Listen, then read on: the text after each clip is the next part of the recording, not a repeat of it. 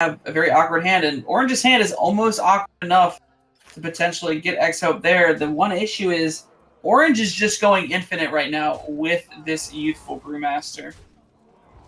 Yeah, and it can bounce pretty much the best minion in Giggling Inventor.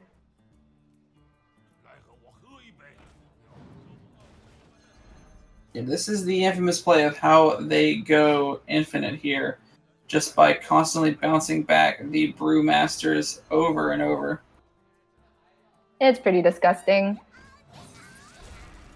But if we were already thinking about it's going to be a tough road for X-Hope to make it, even before that Godfrey play, just the fact that that huge missed opportunity to clear the board state and reset it in his own favor would have made such a big difference, man.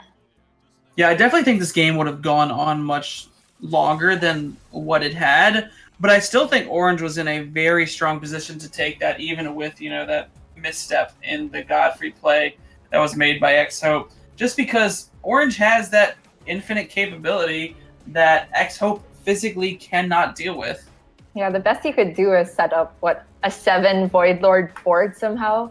And even then, that's dealing less damage than a 7/4/4 board, technically. And Orange would have had the scale height to heal himself out of range, even in scary spots. But yeah, we can see X-Hope is visibly extremely stressed. Not surprising at all, but he needs to pull it together if he wants to be one of the last 2 remaining Chinese players to maybe go to the top 4. Yeah, if you're X-Hope here, I wouldn't be surprised, maybe even ask for a little break at that point. Just kind of collect your thoughts, make sure that you're thinking straight going into the next game. As, it's still a series on the hand, even with that one loss. Doesn't mean that X-Hope is out. Still has a very strong chance of beating Orange, especially with how the lineups are panned out. Yeah, that is true. It looks like his token druid could maybe beat on that Shutter Walk from Orange. It's also got a fair matchup against the Malagos druid. Yeah, I think the Q-Block has fairly decent matchups overall against the entirety of the field. The Malagos druid feels like it could struggle some, but the one issue for Orange right now is fitting his Shutterwalk Shaman through. Shutterwalk Shaman has notoriously bad matchups against the entirety of X-Hope's lineup. That's true.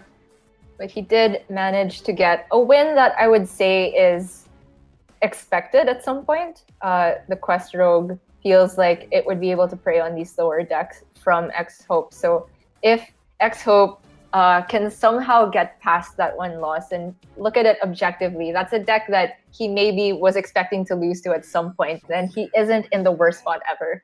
So it is just going to be this Death Rattle Hunter against Shutterwalk now.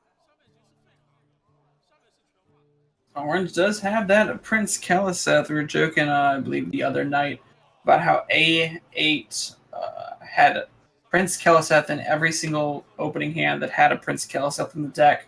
So we were joking that we called him A8 has Prince Keliseth in opening hand 6350. I believe that's actually his nickname. And it looks like Orange has been picking up some notes from A8 as he does have access to Prince Keliseth. Going to be a big, important factor in this series. I got to tell you that nickname is just about as catchy as Brian Kibler. So there you go. X-Hope, though, picked up King Crush and Katrina, which are very, very late game plays. He's got 2 Death Rattle activators, but no egg. It's going to be a bit difficult. Oh, with that Q pickup, however, it's looking like, X-Hope still has a reasonable, decent chance. I think Orange, got the better of the early game start. But once X-Hope gets to those later stages of the game and is allowed to kind of play out these large-scale threats, maybe even lands a cube onto the King Crush and play deads it, that is pretty powerful. What's better than 1 King Crush? 2 King Crush. Backed by another 2 King Crush. Inside a cube. That crushes people. Yeah. It's actually 3, King right? Ray. With the play dead. Yeah! Oh. It's just a lot. But the thing is, the very difficult thing about that is that the King Crush has to come down naturally from the hand on 9 mana. So that is true. For it to survive, Orange needs to have neither hexes and have a non-playable volcano or just not have the volcano at all. It's demanding a lot. And X-Hope, in the meantime, has to survive that because Orange is actually curving out pretty decent with the Kelesa. But pickup of egg, that is a welcome sight if I've ever seen one.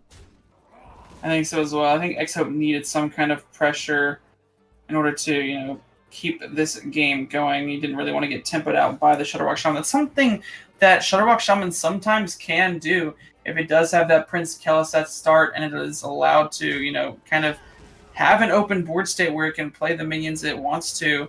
Sometimes it just gets there by pushing in a lot of damage, kind of like a Zoo deck. It's a very rare case, but it definitely can happen. And because of that Keleseth buff, the Ooze was actually able to take a value trade there and set it up so that with the Glacial Shard, he not only has a minion to challenge the next minion from X-Hope, but the Manatide gets to draw at least 2 guaranteed. So Orange is going to be thinking here, I don't think he wants to commit this Hex quite yet. Cubes are typically very scary, but currently inside of the cube is only 2 of the Devilsaur eggs.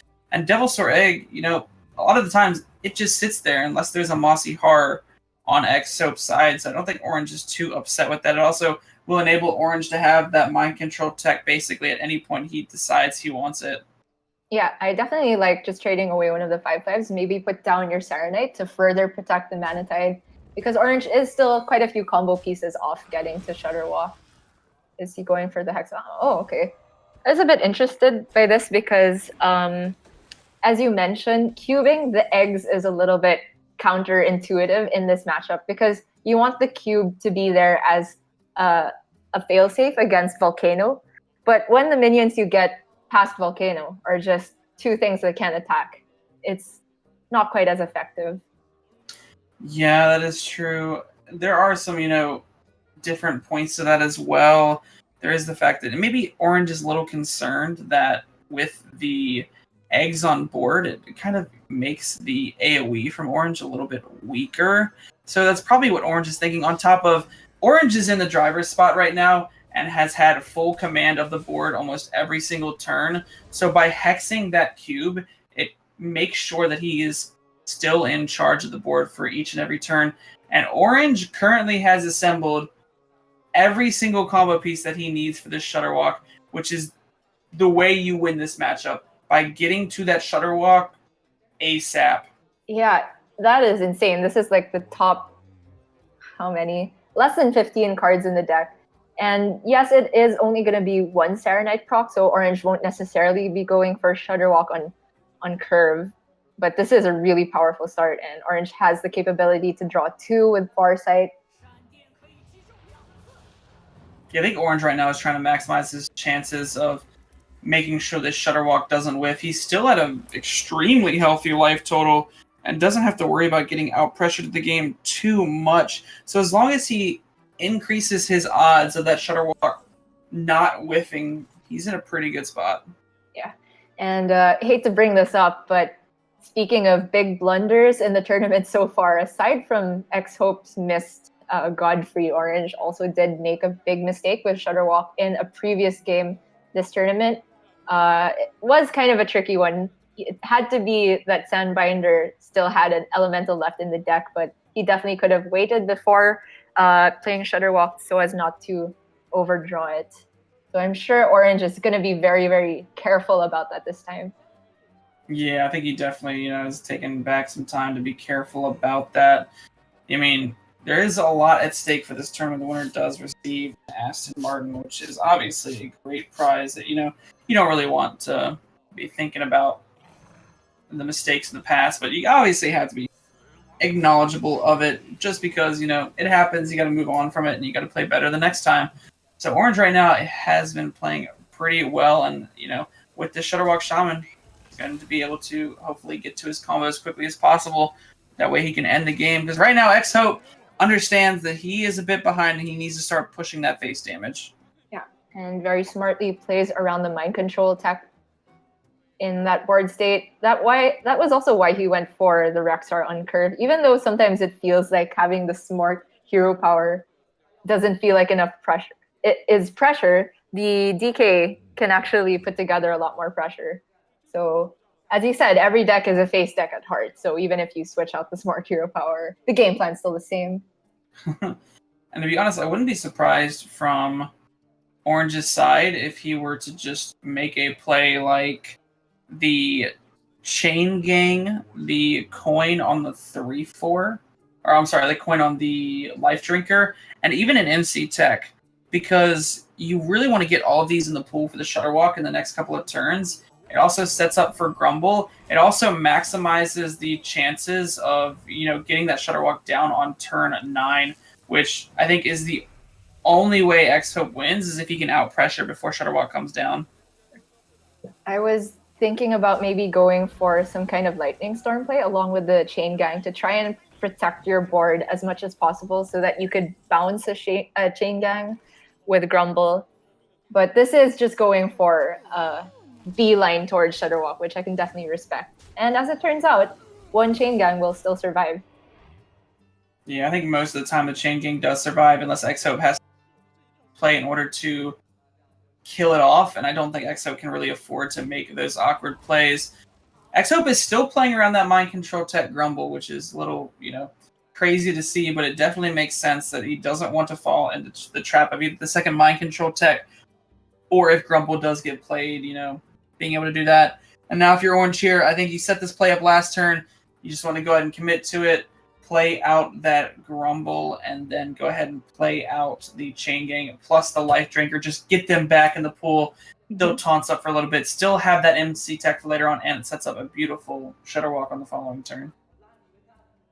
Beautiful is the right term for sure. I'm just thinking about if Orange is scared of any type of shenanigans for getting close to lethal. It's not too close. X-Hope is only threatening 15 onto the board. He doesn't have King Crush on the board, so there's no threat of cubing. And also Life Drinkers in the pool will help him heal up a bit. So this is just going to be the express lane to Shutterwalk, one of the fastest I've ever seen without a Hammett. A little curious to why Orange traded off the Mind Control Tech. Mind Control Tech there, as he could have just had it in his hand. I guess he doesn't necessarily need to play it in the next couple of turns, but I don't necessarily think that bump does too much for Orange here. It could be the fact that he just wants to set up a kill onto the Grizzly, and I guess it's a fair point because he will be able to do it with the Chain Gang and the Grumble. So I think that's where Orange's head was at when he decided to, take that preemptive bump. Yeah, now that I look at it, it's very good foresight. I was also thinking if maybe it had something to do with hand space issues, but we're not quite there yet. Orange has a lot of space, and now X-Hope has this capability to play King Crush and just send it to the face. If you are expecting Shutterwalk, then the best play around that is to just try to set up a counter lethal, because there's nothing like Hagatha that's been played. You're not too scared of your board being cleared off by a Shutterwalk. Yes, I think the King Crush face was a potential line of play. I do think that X-Hope really wants to answer this Grumble, though, because he needs to answer before Shutterwalk can potentially get it back. Right. However, Orange will only be going on to 9 mana, so that is a consideration when thinking about, how that Shutterwalk will come down and the Grumble won't be able to be played on the following turn. This play from X-Hope definitely seems a lot better. It puts about just around the same amount of pressure on the board. You give up the charge in favor of removing the Grumble from Orange, which is definitely valuable. So now Orange has to hesitate about whether Shutterwalk is good enough right now, because it still is just 2 Chain Gangs played. 2 out of 3 times he can go infinite, but the board state from X-Hope is really scary. He's threatening 20 damage with King Crush. That's very close to lethal. I do think if you're Orange here, you kind of have to go for the Shutterwalk now. The reason I say that is because if you're trying to go for some Volcano Lightning Storm play, what will ultimately happen is you will constantly be overloaded, and X-Hope may be able to mount enough pressure in order to turn Orange. So I think Orange needs to go for this Shutterwalk here. Yeah. He also does have the MC Tech in the pool. Oh! Oh, Looks like he's being a little bit passive with it. I think he really wants to, play out the Shutterwalk again on the following turn. I'm not quite sure how I feel about this, but I think Orange feels ultimately safe being at such a high life total, as this will full clear the board and does have access to Healing Ray on the following turn. So I do see the merit in, holding on to Shutterwalk for just one more turn. yeah, it does make Orange's next turn very weak with the overload, so he'll have to draw something to stall. The ideal draw would be the second Chain Gang.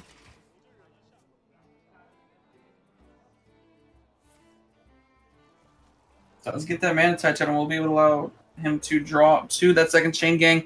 But I believe he'll have to get Shutterwalk down before that second Chain Gang is even an option. Ooh, but that Taunt Totem. Wow, that is putting in work there. It's almost like that Wax Memento earlier. So that draw from Orange is actually giving him an option to possibly delay Shutterwalk one more turn. I don't think you do it, given that X-Hope is going to have this King Crush unanswered, but the Zola gives Orange the capability to have another copy of Shutterwalk for 9 mana, even if it whiffs and the Grumble goes off first. I do think one thing Orange can do if he decides to go for it could just be to play out that Shutterwalk, summon 2 copies of it if it whiffs. Hopefully X-Hope does not have an answer and then can just Zola it back to the hand for yet another try. That's very true. X-Hope's board as it stands will not be able to clear everything, but he's set up quite a bit of damage, especially with this Wind Fury onto the Adapt minion. Ooh, that's a bad freeze. Oh my gosh. Oh, but he gets it back. Okay. All right, so we got another roll with the freeze and another 6 health from Life Drinker.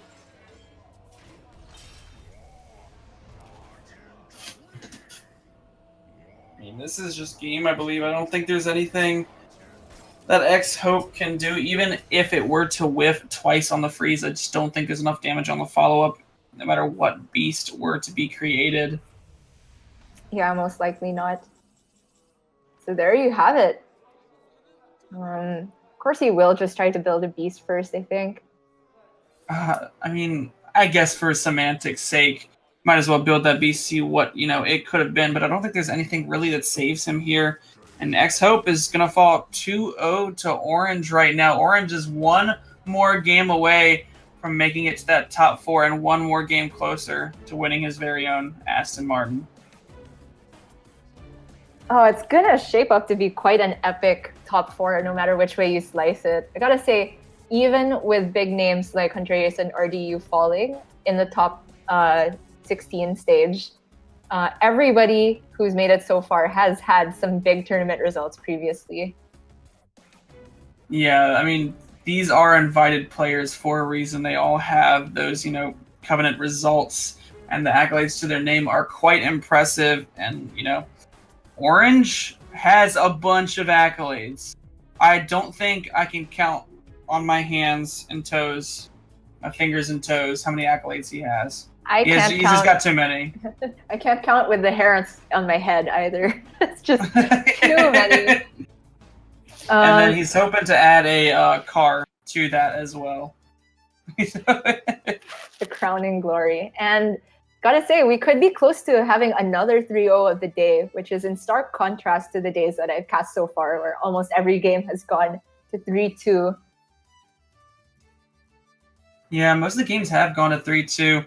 But, these players are making quick work of this series so far. It's even crazy to think about how some of the matchups that have been played out so far. I do think Orange could struggle quite a little bit with this Malygos Druid. Now, it is a Malygos Druid that runs the Lich King package, and what I mean by that is we saw RDU and Tice's version of Malygos Druid run Dream Petal Florist, while in Orange's list that Hunter Ace also brought, it's going to be running Lich King and Tyrantus, which sometimes against, control decks can put in a lot of work, because a lot of those decks won't have an easy answer for that card, especially in mirrors like the Druid Mirror.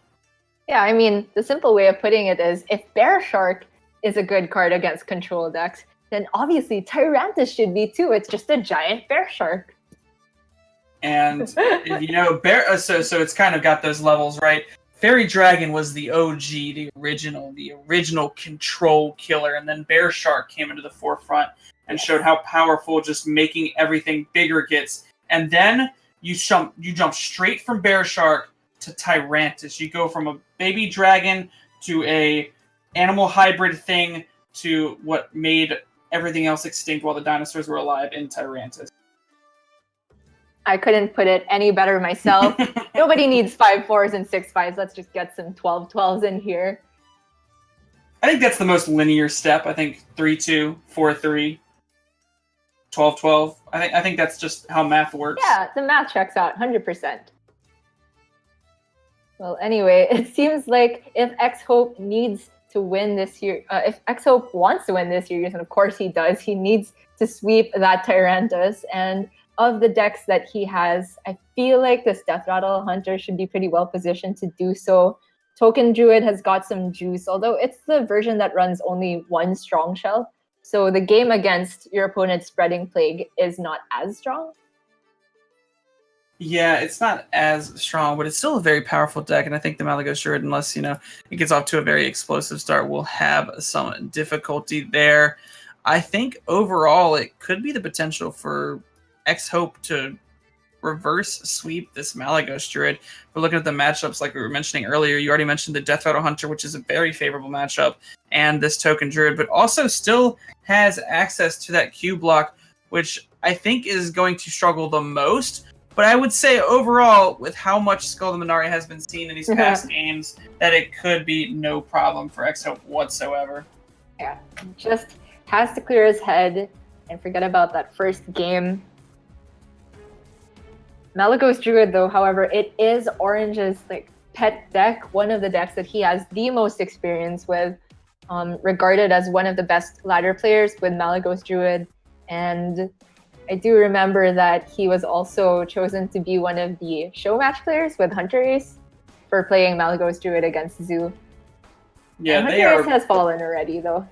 Yeah, that's a little discouraging to Orange, but Orange has been doing well for himself so far. And Orange has been playing this Malagos Druid for quite some time. I believe majority of players would agree that he is probably one of the best Malagos Druid players out there. Yeah, I would hand that accolade to Zamos, but I'm a bit biased, I would say, just because that guy seems to be able to get a finish whenever he likes with the same deck. But I haven't seen him play it in tournament. Orange, however, has a lot of experience with Malagos Druid, no matter what the setting. We see there, Orange is going to go in full toss and finds a powerful hand, but I will say, though, that Katharina in X-Hope's hand is probably just as powerful as having that wild growth there. It's hard to quantify the value of these two cards, which are very different. But yes, Katharina can solo this matchup sometimes. And even though Orange has double ramp, he doesn't quite have things like the Lich King that he would like to use with this ramp. With the drop nourish, though, that could be insane for an early Tyrantus. It could.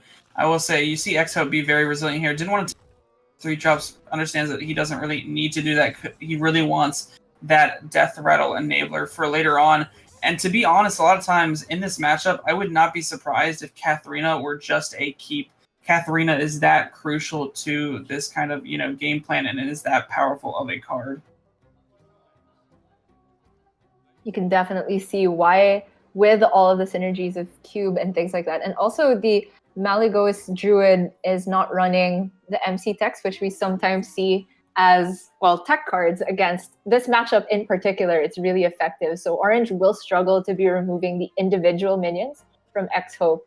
And we also see that X-Hope has the Ooze ready and waiting to proc the Twig when it's near completion. And it's actually kind of funny. X-Hope will probably have to crack this Twig before Orange even gets to 10 mana, which, hurts and stings a little bit, but, you run Gluttonous Ooze for a reason, and it is literally that card right there, Twig of the World Tree. Orange goes for draw with the first proc on Branching Paths and another draw, I believe. which is a little curious with UI in hand, but I guess he's really searching for that nourish.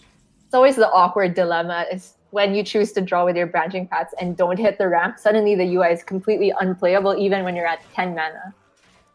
Yeah, I think what Orange is going for here is Orange recognizes that, this is an unfavorable matchup and wants to get through this twig as quickly as possible. So in doing so, he needs to draw through the entirety of his deck as quickly as possible to make sure that he gets to that Malagos combo before X-Hope assembles the Gluttonous Ooze. We can see that the Gluttonous Ooze is currently in the hand, but Orange does not know that, and Orange is going to want to try and, get through the deck, even if it makes the hand a bit awkward for this Ultimate Infestation, as I don't think Orange is worried about that if he has something like the Malagos with the swipes and Moonfires. Things are looking a bit rough for Orange, though. He misses the ramp, and not only that, X-Hope finds the cube off the top, and now he's able to get another 4 Shaws if he wants it. Yeah, this is pretty crazy here. I mean, when's the last time you've seen that many Hellmaster Shaws on a board? It seems like it would be a tavern brawl. He does have to respect the possibility of spreading Plague, though, since he doesn't have the Mossy Horror in hand, so he might not want to go that wide. I feel like 2 Shaws is fine. They already give each other Rush. Not that it's necessary, since there aren't minions for Orange. It's true. I don't think he's quite too worried about it. Mossy Horror, very strong draw, would immediately clear that up. But Orange is not on 10 mana yet, as typically Druid is. So the Spreading Plague would just get cleaned up so quickly by these Shaws and the Deathstalker Rexar. Man, you said something that my brain can't compute. A Druid that's not on 10 mana? What?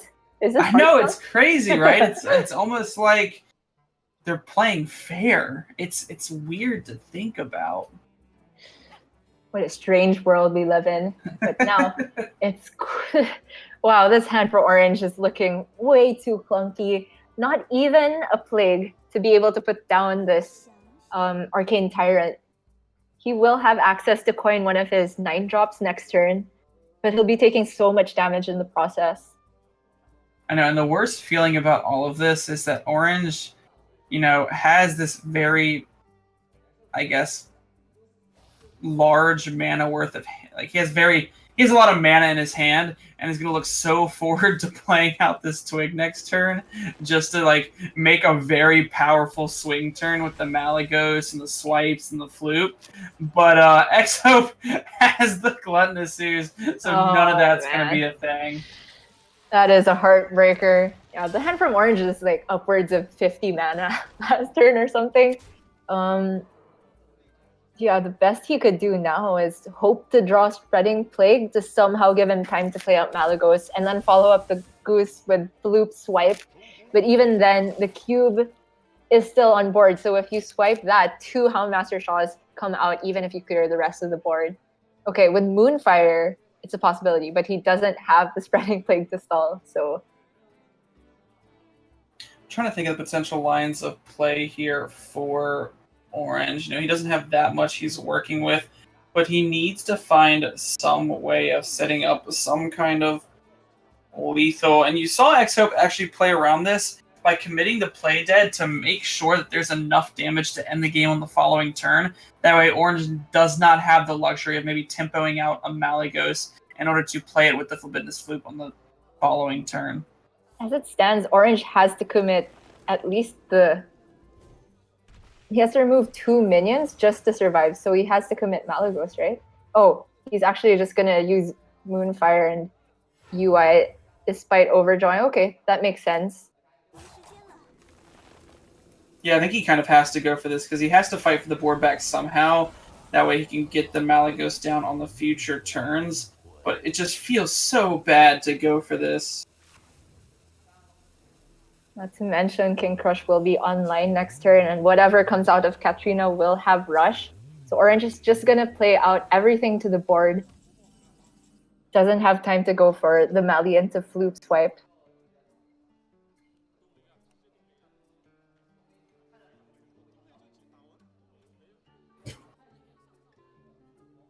So 13 damage available to X-Hope, 2 more from the hero power. It's a little bit short.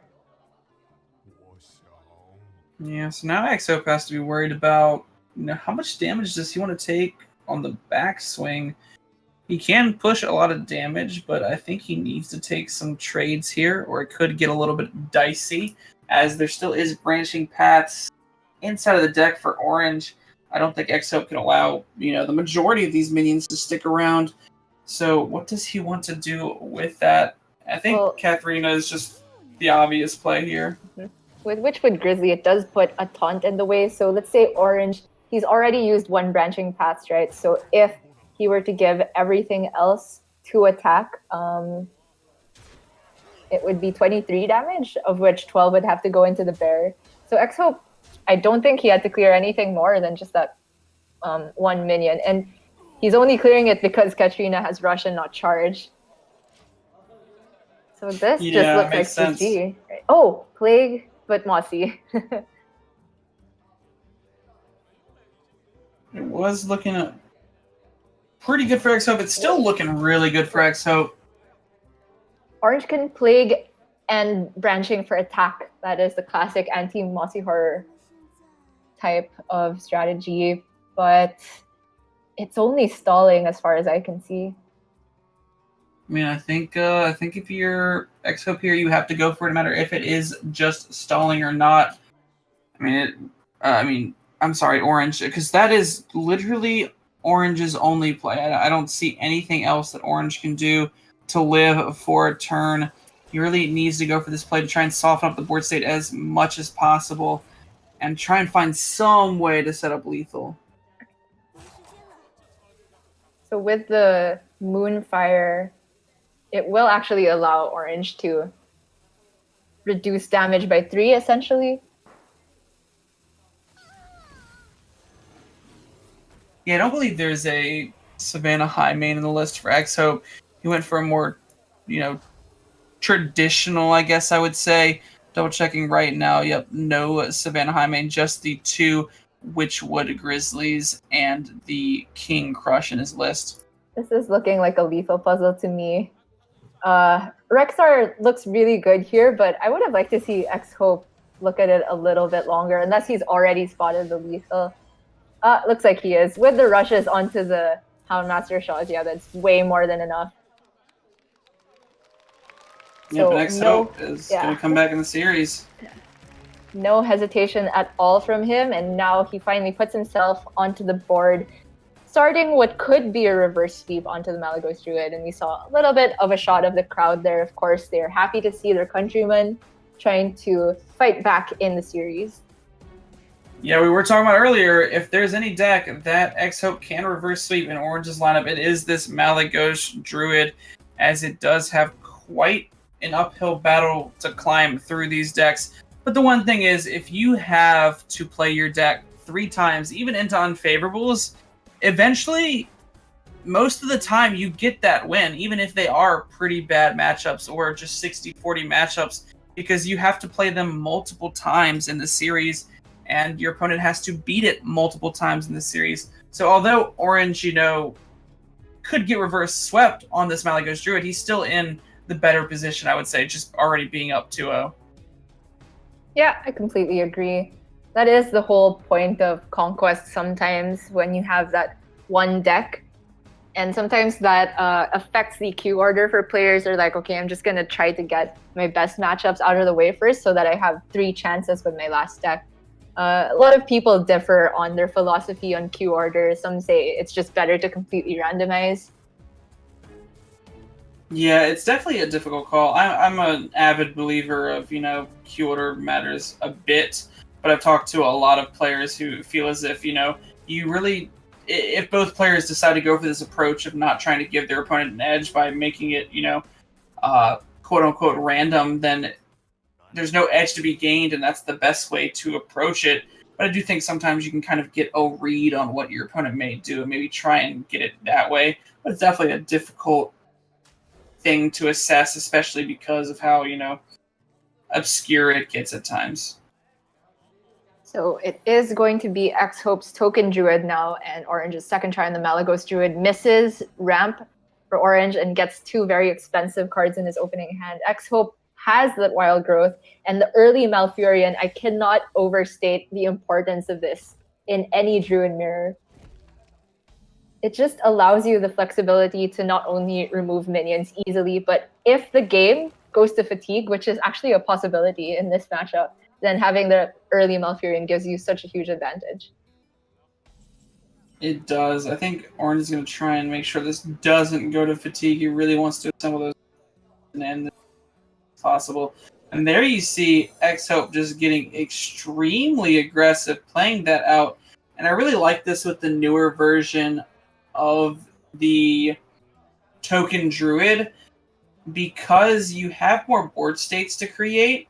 So it's not very likely that they... First of all, it's not very likely that they have the swipe.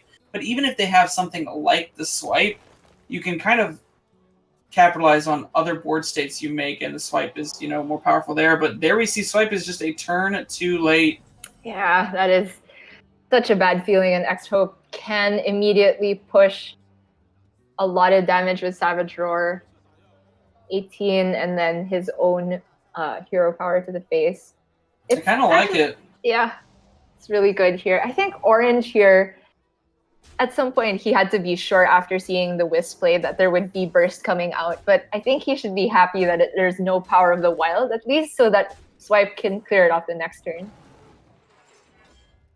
Yeah, I'm not quite sure if X-Hope runs the power of the wild. I'm going to go check his list right now. 2, I believe. He does have 2 copies. I think that typically, has been one of the cards that, has been seeing... Spot, for sure. Yes, exactly. I've been seeing a lot of experimentation. And X-Hope was a turn. I love the crowd's reactions after the draws. It's just like, oh, that was a turn late. Oh, that was a turn late. At least it's kind of fair, right? Orange got the swipe a turn late, so X-Hope gets the Soul of the Forest a turn late. If I can even call it fair when one Druid has ramp and the other doesn't.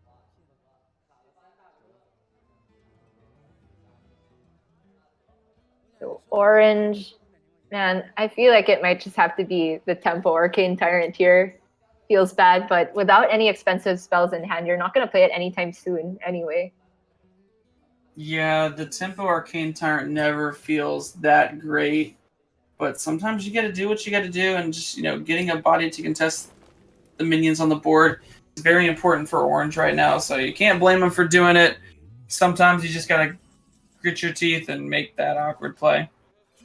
The commitment of the Spellstone might look a little bit weird there on just a 1/5, but it is a 1/5 with Taunt, and any minion from the token Druid is a threat. And also, Orange has his next few turns planned out, 7, 8, 9. He won't have time to fit in the Spellstone otherwise, so I like that he just played it out right there, and he's getting slightly rewarded for it. Actually, majorly, yeah, I wouldn't be surprised to see Poisonous here, as Orange does need some kind of way to answer these minions.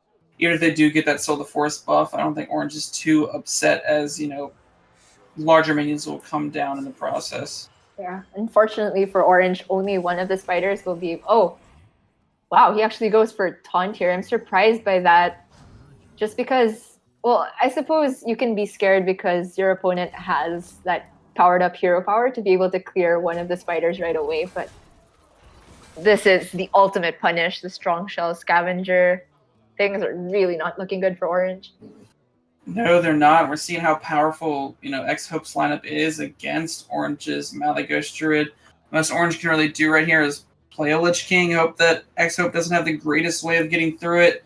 We can see that X-Hope has that swipe, has the hero power, could put the 2/3 in, and then push 14 damage. And even the one from swipe, that's 15 damage that's able to be pushed next turn.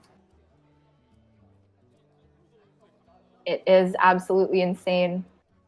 I think you can optimize it so that it's 16 if you swipe face and then send in the 4/8 and your hero power into the Lich King, but you probably don't want to send in the 4/8 because of the health total. I think he'd rather fit in the Nourish this turn.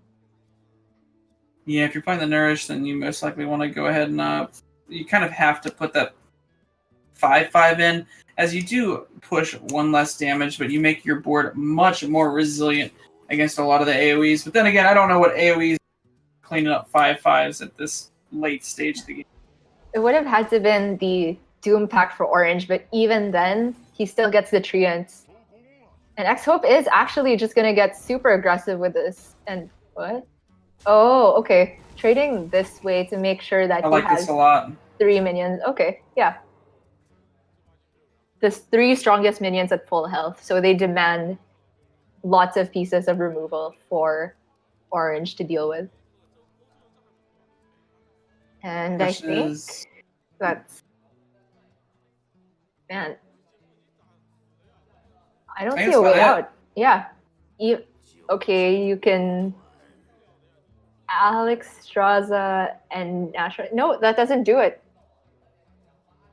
You only got 9 mana. I think you can think about how you're about to beat this Q block. Yes, I would definitely agree on that. I think that's what you have to do right now.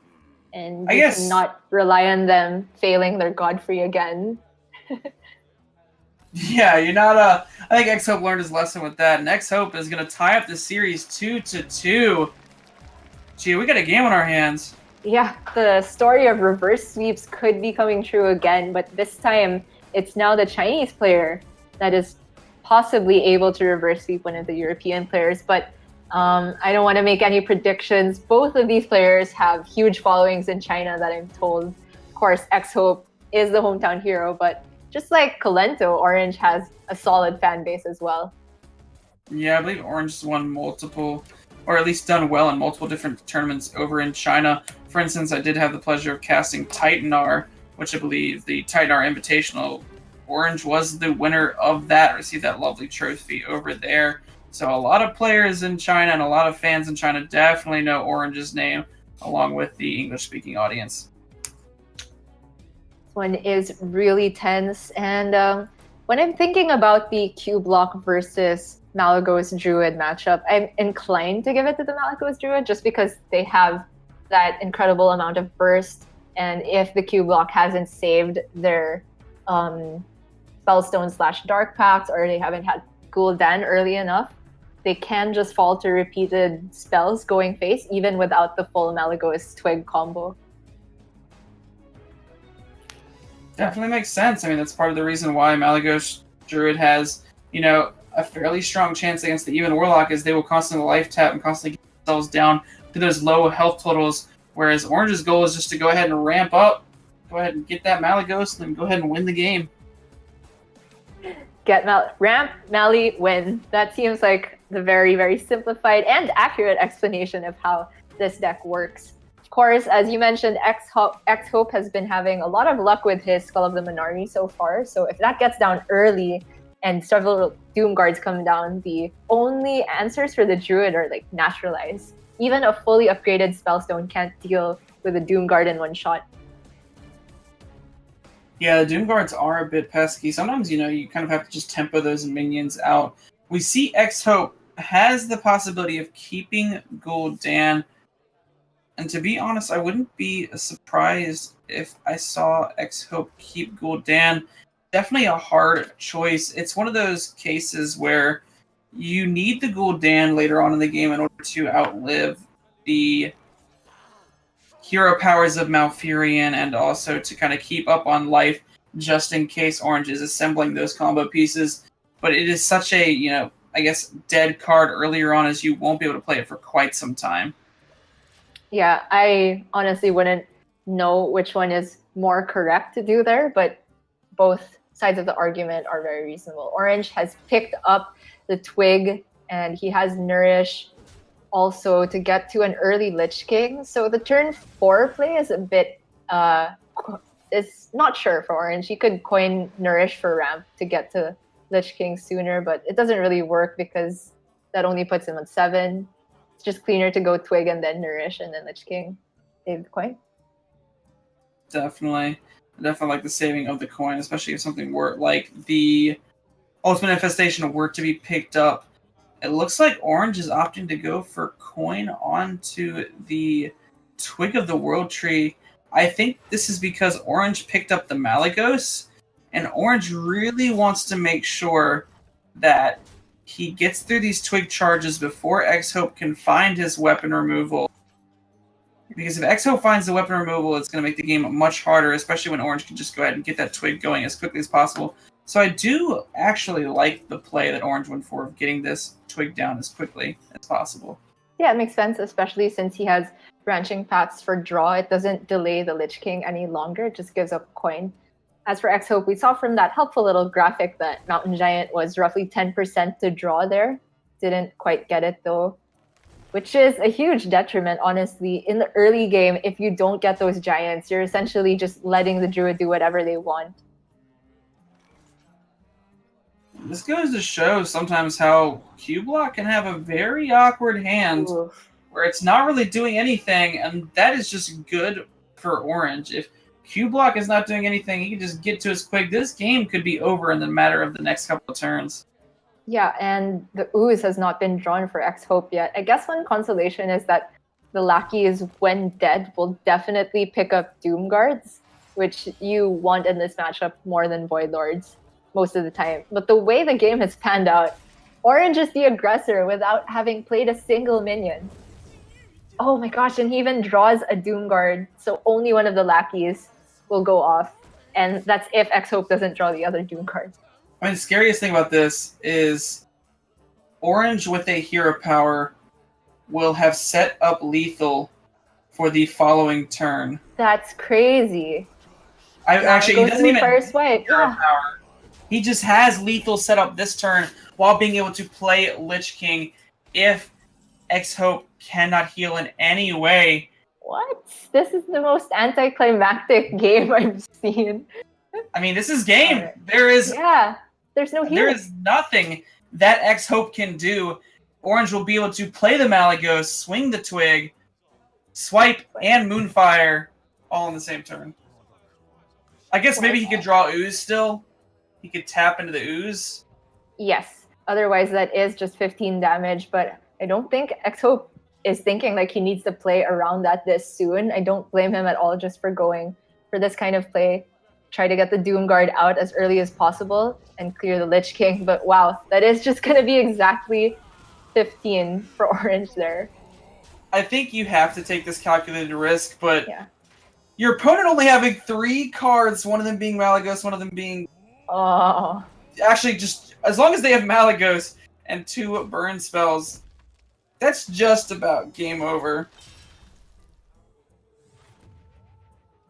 I don't know how to describe this other than anticlimactic. Have you ever seen a one-sided game between Malygos Druid and something? I mean, I can understand one-sided if you're like playing Zoo or something and your opponent has no AoE. I see this every time I queue on ladder. Really? You just die on turn 9 or turn 8? Yes. That is how Druid goes on. No, in all seriousness, that goes to show the power of Druid and how powerful that Malygos Druid is sometimes it just has those insane power turns.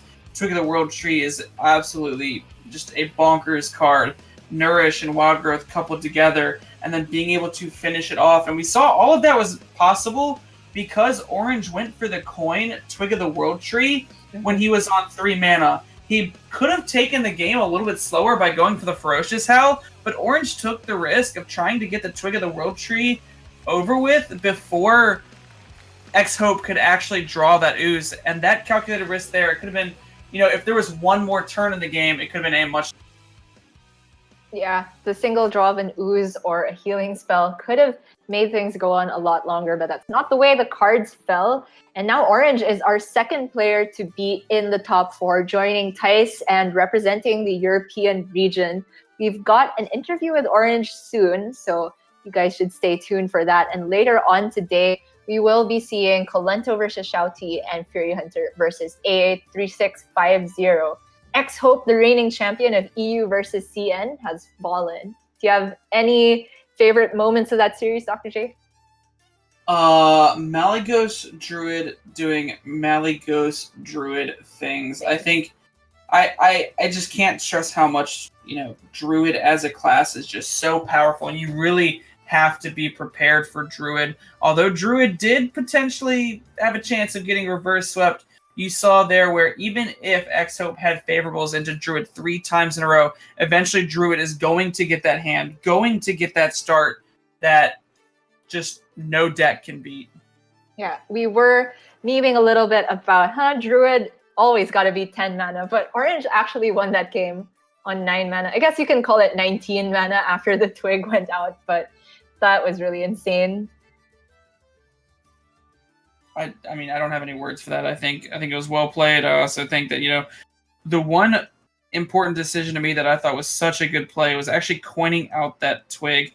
It didn't seem like, the craziest of plays, especially with the Nourish in hand and the potential play for the Ferocious Howl that turn. But coining out the twig, I think, made the huge difference in that game. No arguments from me. And I gotta say, that sets up for quite an interesting semifinal, or at least the first one tomorrow. Tice versus Orange, two of the biggest names in the European scene. I think they will be battling it out for the finals match. I think the bracket is just arranged the normal way, so it will be those two going out tomorrow. Yeah, I believe it will be Tice versus Orange. Obviously, a very, this tournament is the tournament of names, especially in the European region. If you have not heard of one of these European players, I don't know where you've been. All of these European players have just made notoriety for themselves. Let's go ahead and hear from Orange about how he felt that game went. 大家好，我是 Frozen。好，那我们首先要恭喜一下橘子哥是成功的战胜了 Cha-Hope， 拿下了这一个宝贵的晋级名额。接下来有请我们的 Orange 和大家一起来打招呼。Introduce yourself, please. I'm Orange. I'm one of the European players here. I'm from Sweden. I see y'all. 他说他是瑞典的一位炉石选手，他名叫 Orange。好，那我们想问一下，这个 Orange 作为第2名进入到这个4强的欧洲选手，他此时此刻获胜的心情是怎样的 As the second player who made it to top 4 in EU versus CN, how are you feeling? I feel amazing. This is my third EU versus CN, and I've never made it this far. Last year, I made it to the top 8, where I lost, and last night I was like laying in bed thinking that maybe it's just the same story again. Maybe I want to go further. So now, actually getting out of the quarterfinals, I'm really hoping that I can make it all the way. 他说他来了这次比赛3次了，已经他没有过这么好的成绩。他上一次进了前8，然后他昨天晚上就想今年会不会又是这样？但是他今天赢了之后，他就想这次能拿下全部。是的，我们看到在今天的这场比赛当中，双方的这个职业博弈是非常关键的。那我想问一下，他觉得在这场比赛当中最关键的对局是哪一局？而且他是怎么完成的呢？ All right, so what do you think was the most important match of the series, and how did that game go? Where the most worried that I would lose was actually when he coined Skull against me in the first game against Questro. After testing against his decks yesterday, we felt that Q block was like one of his worst decks versus me, and one deck I hoped that I would get plenty of wins against. The other two would be pretty hard for me, just overall, with almost all of my decks. So when he coined Skull, even though I think that Questrogue is like quite favored against Q block, when he coined Skull and got like double Doomguard, I was super worried that I would lose that game and that it was close to like costing me the entire series.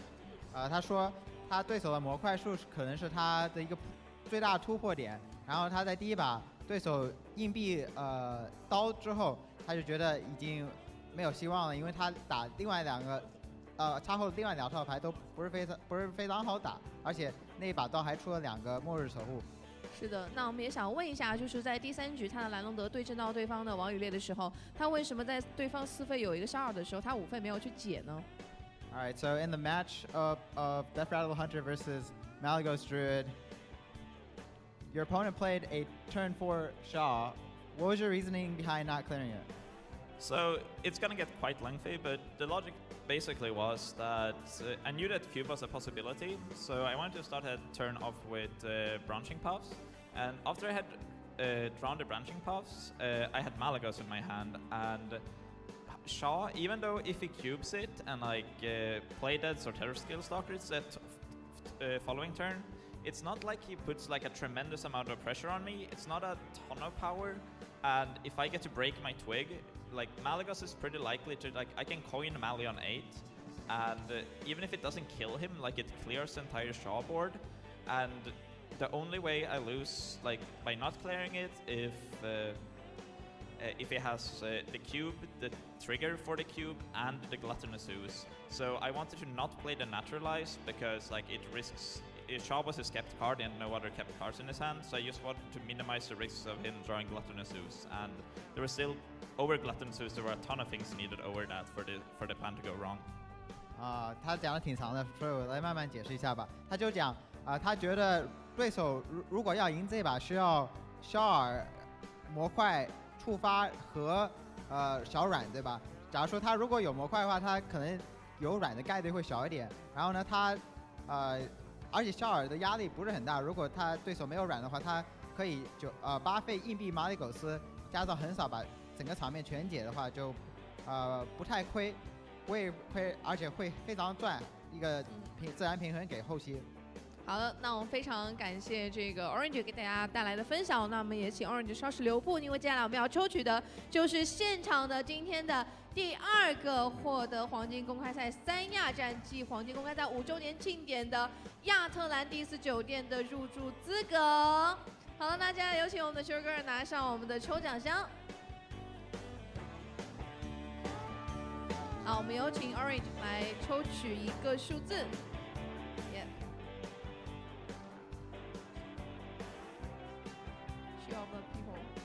OK， 我们看到这边是155号，这位观众在现场吗？155号在吗？在不在？那位穿红色衣服的，恭喜你！那稍后请到我们的这个门口，我们工作人员的签到处来登记你的信息，再次恭喜你。好的，那我们也非常感谢Orange给我们的抽奖。那同样在我们屏幕前的各位观众，也就是在暴雪游戏频道收看直播的各位观众朋友们，同样也会有机会获得今天的一个免费入住亚特兰蒂斯酒店的机会。好的，那我们这一时段的赛后采访以及抽奖环节已经是全部结束了，马上来期待了今天的第3场较量。我们先稍事休息。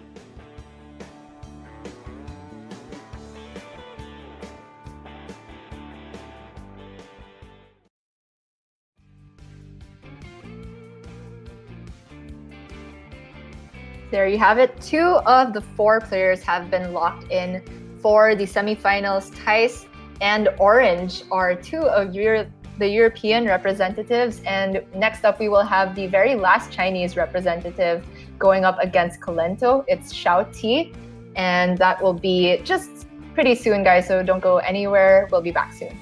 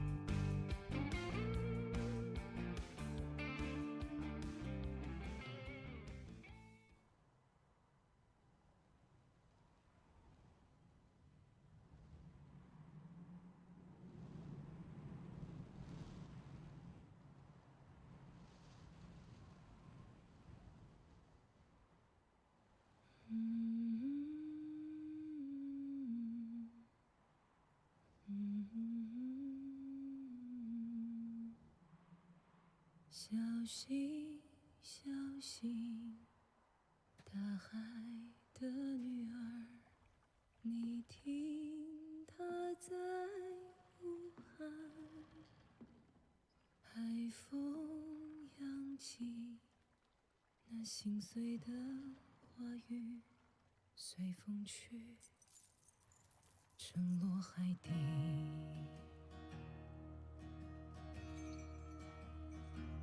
雪融浪过在卡林多，水手为谁拼搏？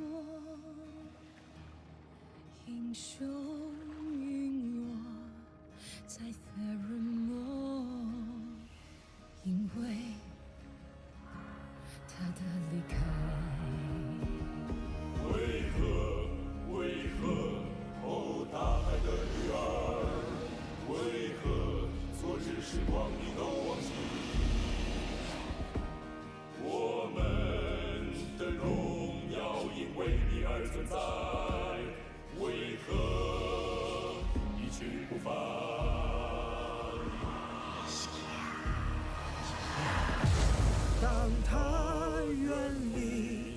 穿越深海西行，父亲随他而去，扬帆千里，只为把他找寻，期盼女儿平安。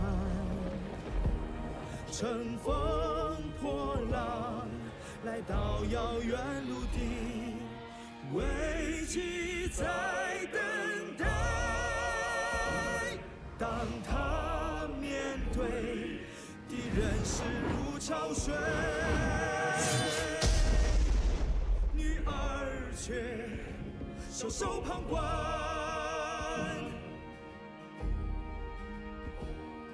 深埋在海底的伤悲，家人背叛了罪，化作对同胞绝望的呼喊，相信了大海的女儿。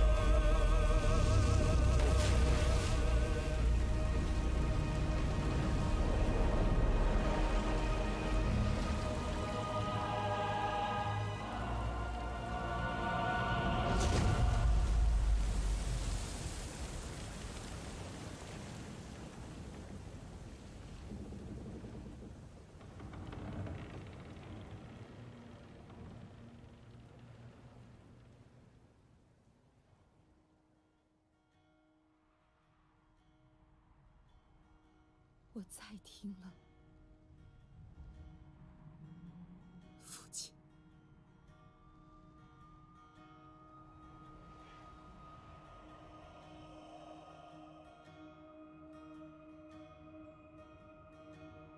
你听，你听，那熟悉的声音，深深刺痛我心。小心，小心，哦，大海的女儿，小心，小心。我来了。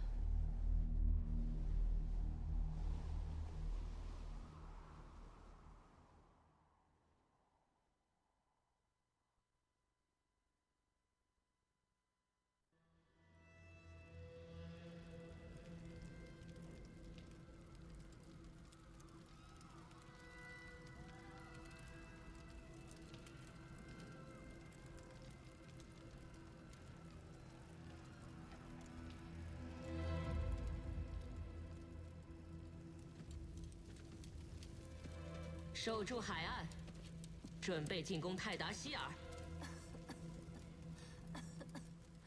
为什么？为什么？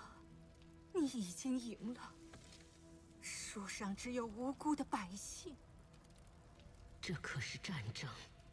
不，这是仇恨，是愤怒。风行者，你以前是人民的守护者，你不记得了吗？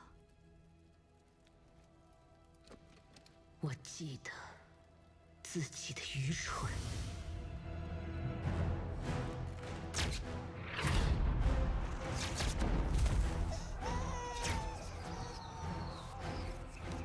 带着他，快走！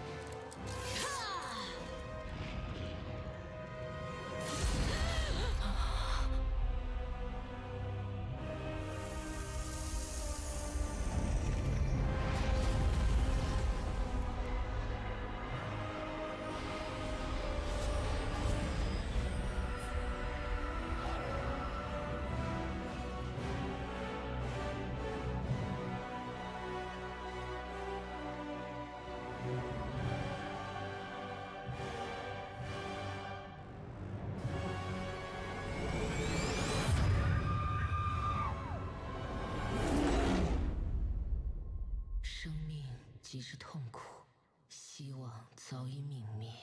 现在你明白了吗？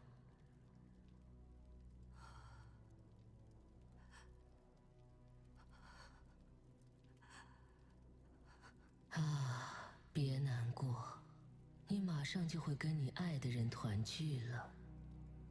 我在为你难过。你向生命宣战，但这样的战争你毫无胜算。你可以杀了我们，但你无法扑灭希望。是吗？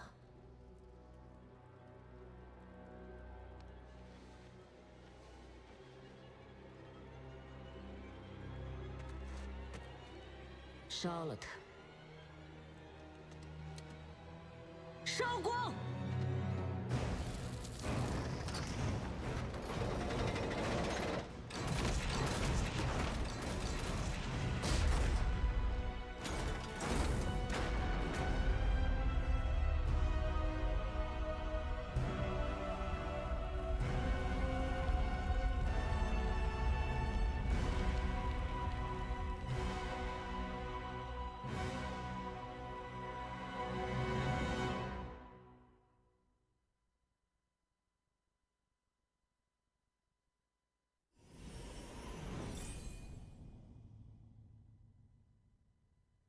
大家好，我是小 T。做炉石传说选手不到1年的时间吧，我想成为中国乃至世界最强的炉石选手。这次中欧对抗赛给我的感觉是欧洲选手都非常的强。我这次构筑思路就是在保留快攻阵容的情况下，然后极大程度的调整使我的套牌能够在对抗王与猎、任务贼和偶叔叔这种卡组的时候能做到优势最大。这次其他的卡牌都比较平常，就有一套猎人是一套技术猎，比较与众不同吧。我觉得我的思路还是比较清楚的，然后这个 line up 我觉得没有什么问题，但是在构筑上，我对我这次套牌的构筑可能不是太满意。我认为技术猎在天气里表现虽然不好，但不代表它是一套不适合比赛的牌，因为一般的快攻卡组在对阵一些慢速职业时其实是不具备优势的。我认为技术贼里带一张大范是必要的，因为这套牌在先手时会表现得比较强势。这次和欧洲选手交手，我比较想和橘子哥还有 A83650这2名我曾经在比赛中输掉过的选手在中欧的舞台上再比一次。当心你的背后。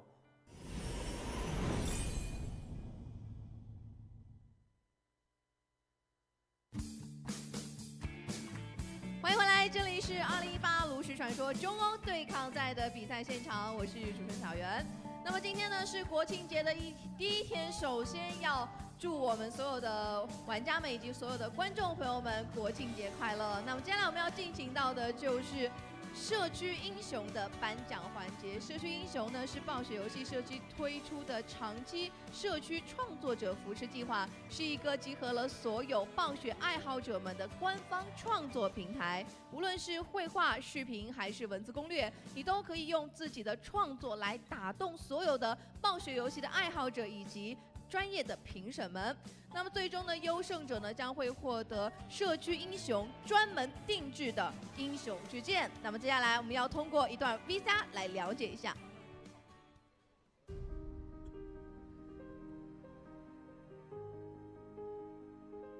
我玩星争霸20年了，我觉得社区对于玩家来说就像一个江湖，每一个玩家在这个江湖里面都有自己的爱恨情仇。社区对于玩家最大的意义就在于它记录着每一个人的青春。其实这些内容看上去做起来很简单，但实际做起来还是要很花心思。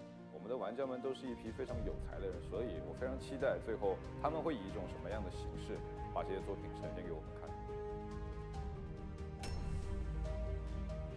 这次奖品是一把剑，我认为它的寓意特别的好，因为铸造一把剑跟做一款好游戏，跟我们成为一个社区英雄来讲，它都有一个共同点，那就是认真、坚持。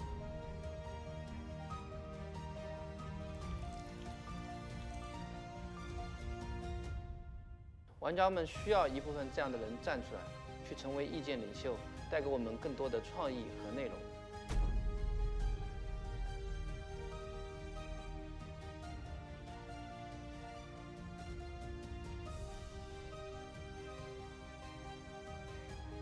我们搭建了社区英雄这个舞台，在这里，我们诚挚地邀请大家与我们共同创造更加精彩的暴雪世界，荣耀属于你们。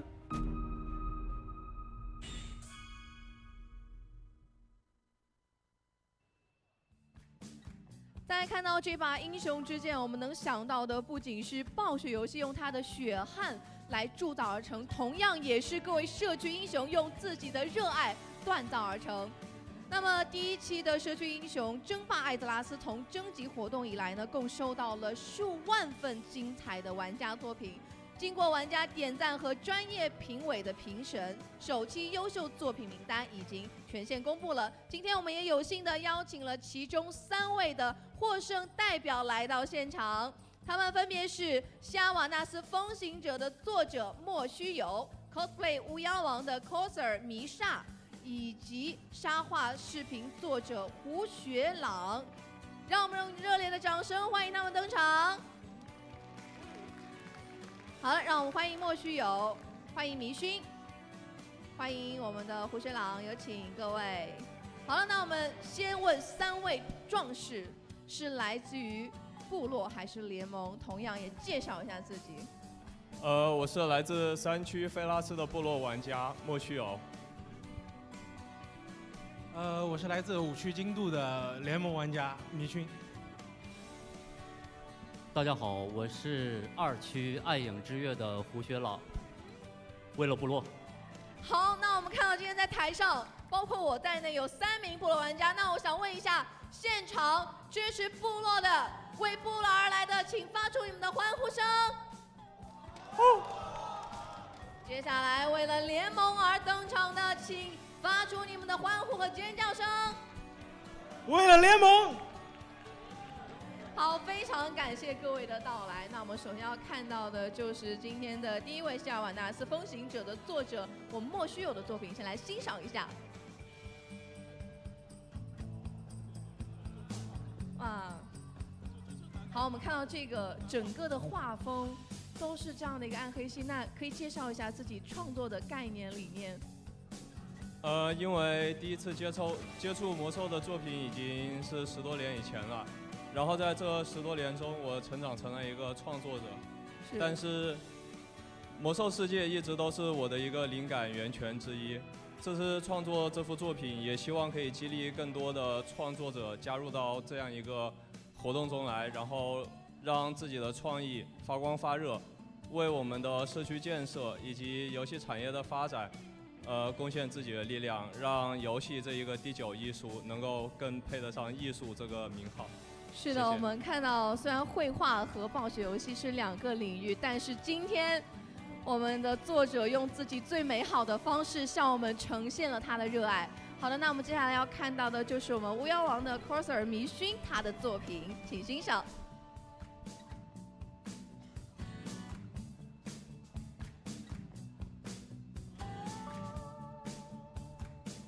好，我们看到这是在雪地里的一组照片。我想问一下，这个拍摄多久？然后包括你的这个创作的一个过程。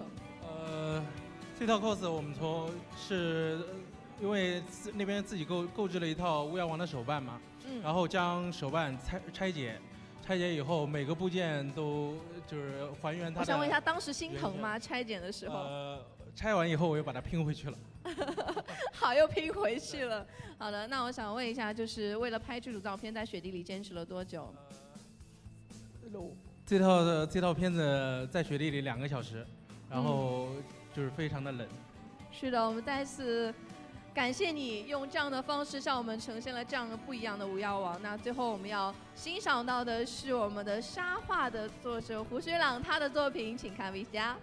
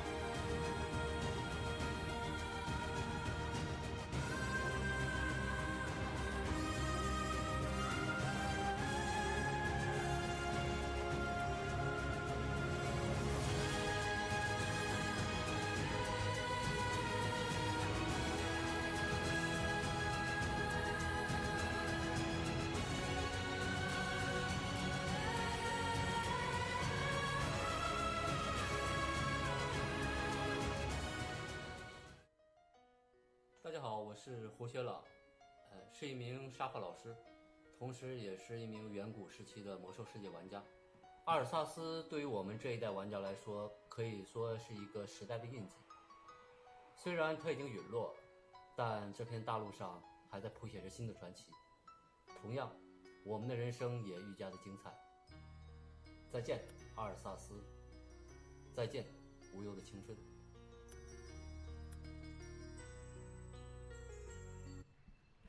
我相信很多玩家看完他的这个作品，就会和我一样有点泪目。那我想问一下，我们的学朗创作这一部作品的这个灵感，包括你的一些想法，可以分享给我们吗？好的，其实就像刚才视频中说的那样，与其说他是怀念阿尔萨斯呢，我倒觉得准确的说应该是祭奠我们那一段逝去的青春。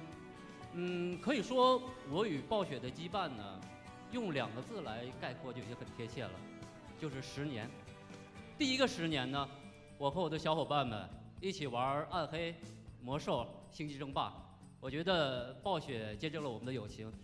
第2个10年呢，我呢结婚生子了，也有了小宝宝，没事儿我跟媳妇儿我们就搓搓炉石啊，打打守望，我觉得暴雪见证了我们的爱情。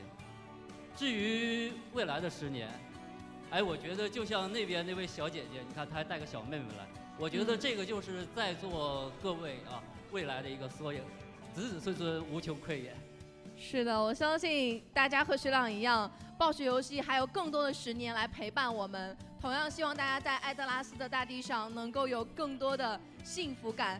好了，那我们也非常感谢你们的作品，同样也期待有更多的社区英雄能够加入到暴雪游戏社区，能够给我们带来更多更加优秀的作品。那么接下来我们非常荣幸的有请出网易暴雪合作部市场总监李丽娜女士，有请为我们的社区创作者来颁发社区英雄唯一认证编号的证书，有请丽娜。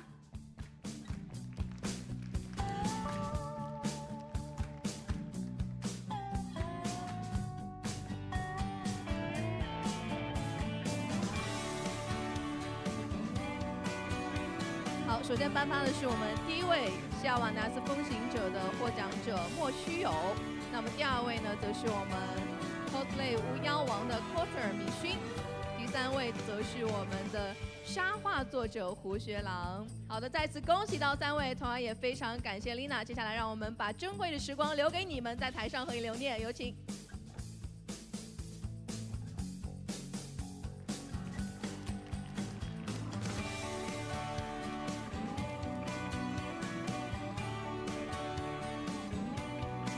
好了，非常感谢各位，我们也希望能够在下一次的颁奖仪式上、下一次的相见上，能够有更多的优秀作品能够带给到各位。那我们精彩的比赛马上也即将进行，接下来让我们把画面来交给今天的3位解说。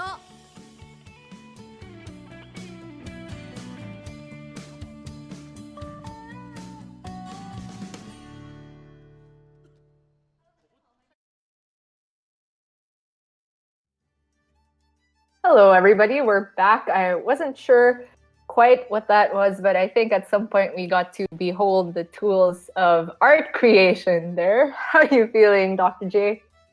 I really like the sand art. I think sand art is really, really cool. It was really cool to see it in that Warcraft theme. I thought that was really cool. I'm not quite sure what that was either. I think they're probably being awarded. Maybe it was a competition. Maybe it was just for fun. Who knows? I don't know, but it was still really cool to see all of that beautiful art.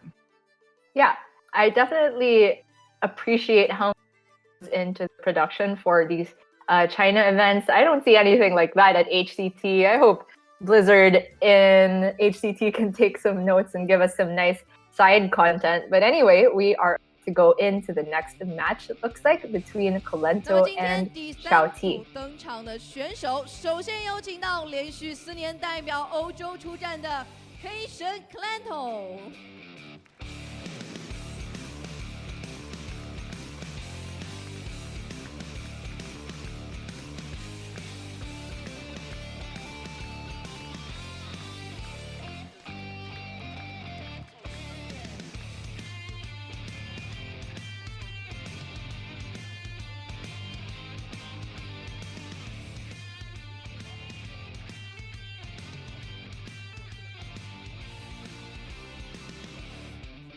那么第2位登场的则是我们的主场战士，2018黄金超级联赛第1赛季亚军小 T。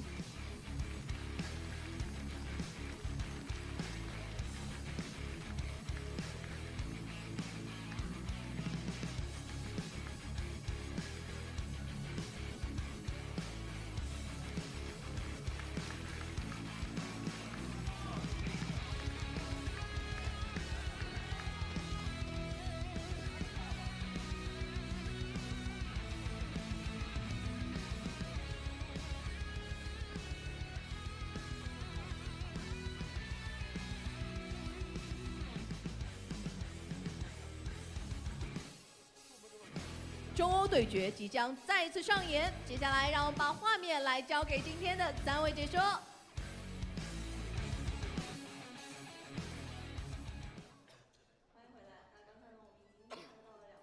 So Xiaoti is the last remaining Chinese player in the tournament, so he's got a lot of pressure riding on this match. But I did see that he tweeted that he's not feeling too favored against Colento, or at least he said it would be very difficult. And looking at the deck list, he has a point.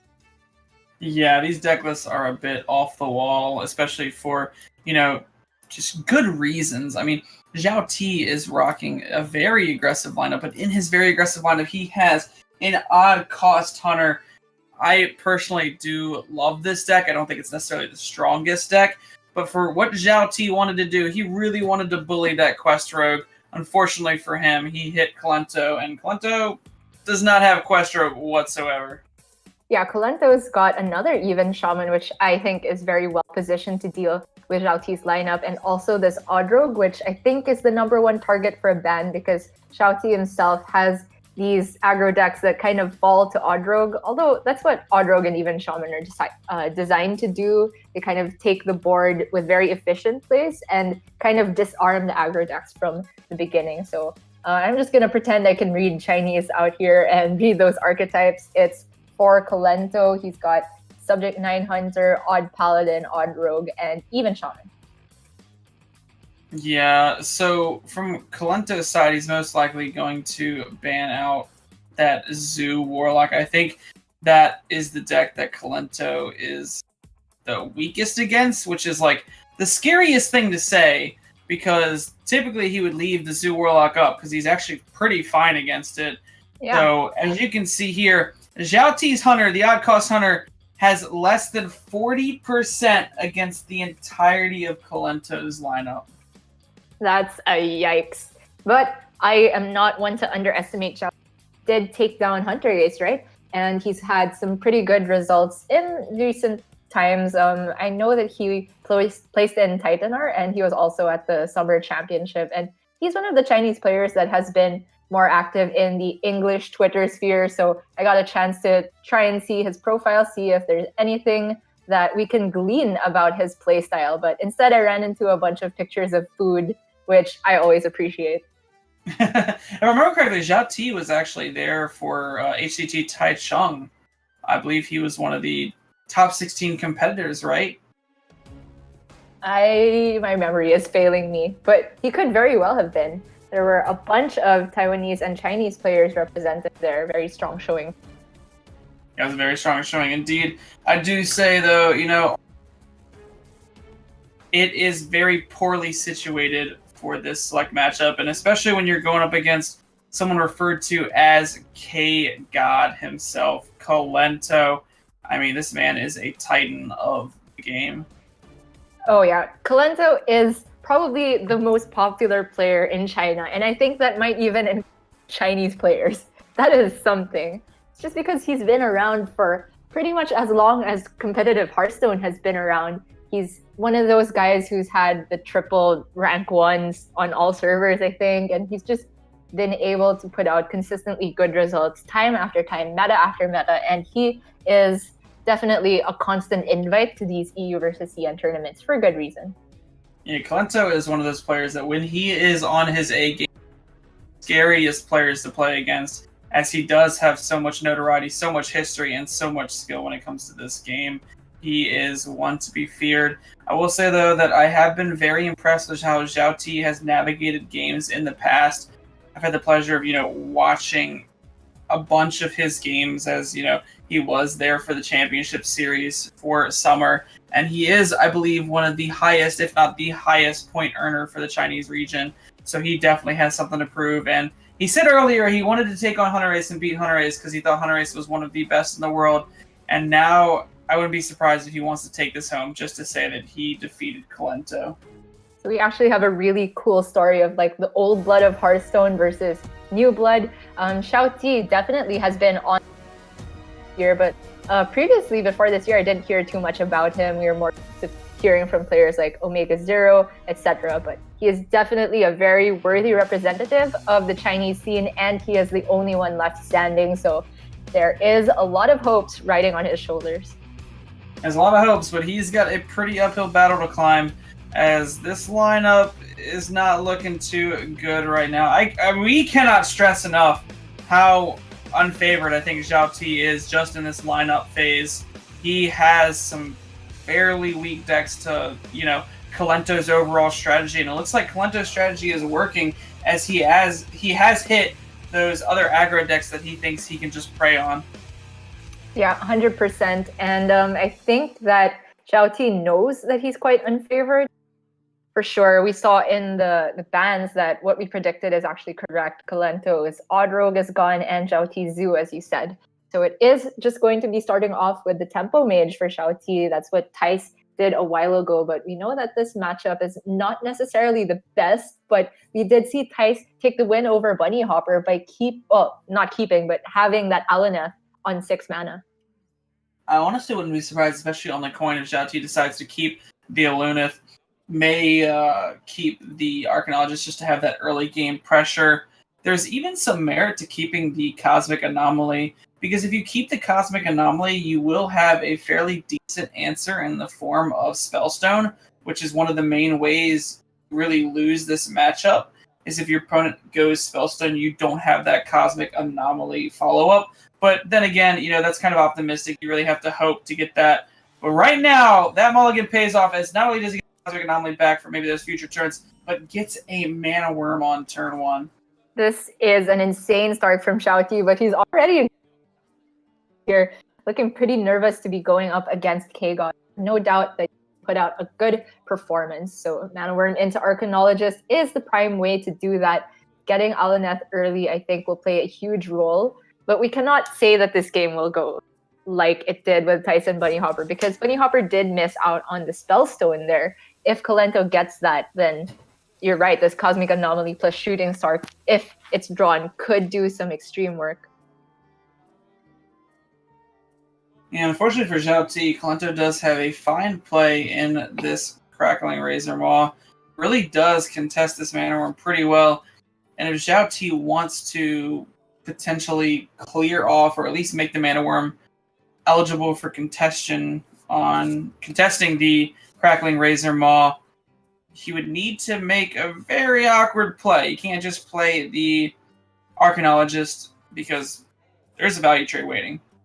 Yeah, it might be that Xiao Ti would be forced to respond to something as drastic as coin explosive runes, but Colento, I think, is choosing to respect the possibility of Frostbolt and instead goes for the Wandering Monster. I can definitely respect this, because unless Xiao Ti were to play a spell, it's unlikely that the Mana Worm would be able to clear a 3-cost minion, so it's likely that Xiao Ti actually just holds back. I do like this as well. The Crackling Razor Maw was very tempting. However, if Xiao Ti has, say, Frostbolt, that could be very punishing, and I think Colento wants to try and take as little damage as possible, and has the Animal Companion to follow up. Leok is not... Yeah, Leok's not the greatest right here. Hoffer would have been able to take a value trade on... And even Misha would at least have to absorb some damage and kill off minions in the process. But yeah, this Leok... I'm not even sure if Xiao Ti needs to respect it, but looks like he's just going to start off by testing 4 traps here. So he's eliminated the possibility of Venom Strike, Freezing Trap, and Snake Trap with that one attack. Yeah, starts to narrow it down, starts to figure out, how he can better efficiently play around these secrets. I wouldn't be surprised to potentially see maybe just some explosive runes and another value trade. There's also potential for the arcane missiles and the hero power, but I really like getting the explosive runes down, trying to prevent any kind of shenanigans, and you guarantee that minion dies, because if it doesn't, then Houndmaster's coming down on the next turn. That's right. And it also makes it awkward for Kolento if he wants to play the Animal Companion. It could be the one of Counterspell deck. We see that Kolento has drawn into the Spellstone, but having no secrets and not able to play it on curve for much effect. Ooh, and these, no. Yeah, these came out in the opposite order. If it came first, would have allowed a huge, massive value trade, and then if Leok came afterwards, would have allowed the the Huffer just to be a bit obnoxious and would have taken 2 trades out. But right now, if you're Kolento here, I wouldn't be surprised if you just kind of have to suck it up and take that trade in the Mana Worm. Yeah, unfortunately, he's in no position here. And if he does go face, that opens up the possibility of Zhao Ti just clearing it with something like a spell. And then the problem of the Mana Worm is still there. So, oh, that trade just breaks my heart to see, but it had to be done. Had to be done. Yeah, that trade was heartbreaking, as a Huffer is only meant to face. So, kind of broke the Huffer rules. If you're Zhao Ti here, you do have a very strong play in either, I would say, developing the explosive runes, but I really like getting this Cosmic Anomaly down. I believe the only punish in Kolento's deck right now would be that flanking strike, but I think Zhao Ti may have to read that it's not there. It is a 2-of in the deck, but yeah, that was a solid read. I think time you flanking strike over an Animal Companion. But then again, it could be that Kolento wanted to fit in a minion to maybe test for Counterspell or explosive runes. It's basically testing for one, test for the other. So now there's no shooting star for Zhao Ti, but he has the potential to draw into it with Arcane Intellect. He can also somewhat likely clear up some minions between Cinderstorm, Arcane Missiles, and possibly Coin Ping if necessary. Yeah, I really think you start off with the Cinderstorm here just to see where these missiles go. As you do get a 7, most likely clears up the majority, and you can finally fit that ping in on the last one. Question is, does Zhao Ti decide to go with proccing the secret now? Or does he want to save it for later? So in his mind, it can be either Wandering Monster or Explosive Trap. Of course, Wandering is more likely of in the deck. I don't believe he's tested for Rat Trap either. No, he hasn't tested for Rat Trap quite yet. Oh. And that's a little funny. I don't think the coin matters too much right now, but it could potentially matter in the near future. It's actually better that the minion died. Yeah, I think that was a fairly decent outcome for Kolento. And now everything seems quite weak. The problem with playing out the Razormaw and Houndmaster, while it leaves up very easy targets, quote unquote, for something like a Cosmic Anomaly, he's basically just hoping that Zhao Ti still doesn't have the shooting star. And doesn't have it just quite yet, but could find it with that Sorcerer's Apprentice and the AI, or could just opt to maybe fireball away that minion. Still has access to the coin, can decide after drawing, and double Arcane Missiles. I wouldn't be surprised to just see that. Yeah. Try and clear up this board, fit into ping, push the 4 damage face. You're good to go. Well, it is 10 damage that needs to be spread out on 7 health. I don't think it's that likely that it clears the Crackling Razormaw, but with the ping, maybe. In some worlds, that consideration of coining the Fireball was actually a real deal. It feels awful to waste 4 damage onto a 5/4, but I think it might have given him a much better board position. I think... Oh, I really think... I'm not sure how I feel about this one. I think I would have much rather seen the missiles come out first, because if you do clear up the Razormaw, you can just fireball the face and then push the 4/3 face, and if you don't, you most likely can get the ping onto it. But I still think this is definitely a strong play as well.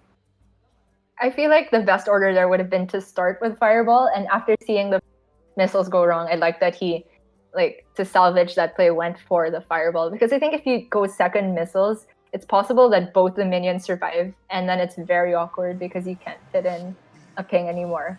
In any case, Rexar clears off 1.5 minions. This Cosmic Anomaly is really putting in some work. But it will be challenged by Secret Keeper here. It's kind of funny that the Secret Keeper does challenge it.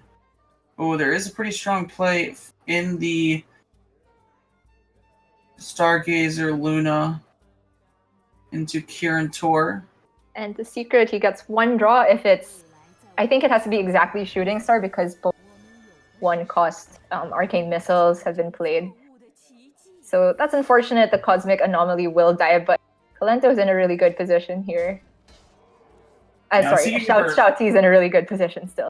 Yeah, the Secret Keeper does get buffed, but I don't think Shouty's too worried about that, as this will most likely have to trade into the Cosmic Anomaly anyway, so I think Shouty's more worried of just trying to get that down on the board, preventing anything from coming down in the future turns. To me, it's looking like Shouty might not even need a Luna to the game. He has many draws for lethal, and Luna can draw even more. The Primordial Glyph can give them something insane. And Kolento is going to go for Subject 9 as opposed to looking for some kind of out with, the ordering on that. If you trade with the Secret Keeper first, you remove 2 extra damage from the Explosive Ruins. You do, but I think Kolento is taking the risk by trying to keep the Secret Keeper alive by being able to play 2 secrets here and taking a value trade, because there is a chance that it is counterspell. And I think at this time you need to take risks right now. All right, I can definitely see that. He might even be thinking of taking it as far as value trading the Luna after playing another secret. I can definitely see that. Yeah. It's the greedy play, but at this point, if you're playing just to survive, there's no way you win. You have to hope that Jouty's hand is absolute trash.